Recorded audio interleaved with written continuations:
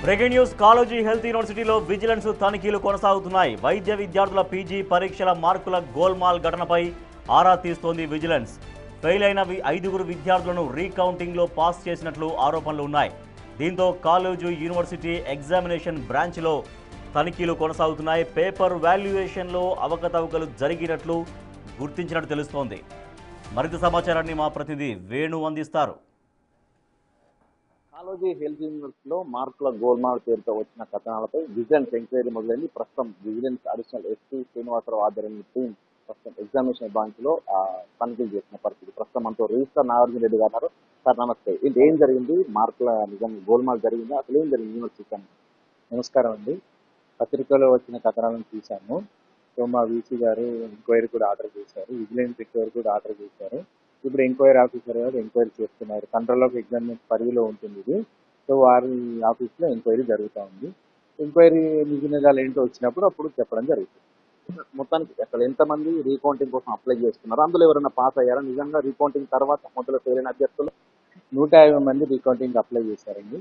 అందులో ఒక్క అభ్యర్థి కూడా పాస్ కాలేదు. అసలు ఎగ్జామ్స్ ఎప్పుడు పూర్తయ్యాయి, ఎప్పుడు రిజల్ట్ ఇచ్చారు? సో ఈ గ్యాప్ లోపల నిజంగా వాల్యుయేషన్ లో కానీ ఏమన్నా తప్పులు చేయడానికి ఏమైనా అవకాశం ఉంటుందా ఒకసారి వాల్యుయేషన్ అయిన తర్వాత?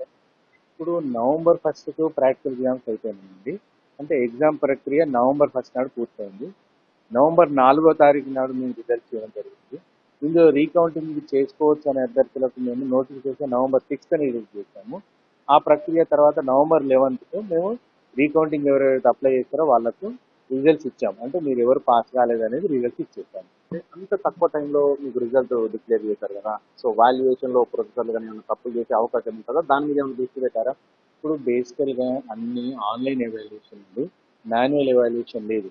సో ఇప్పుడు ఏంటంటే ఎప్పుడు ఆ ఎగ్జామ్ అయిపోయిన వెంటనే మేము కంప్యూటర్లో దాన్ని స్కాన్ చేసేసి ఎవాల్యుయేటర్స్కి పంపించేస్తాము.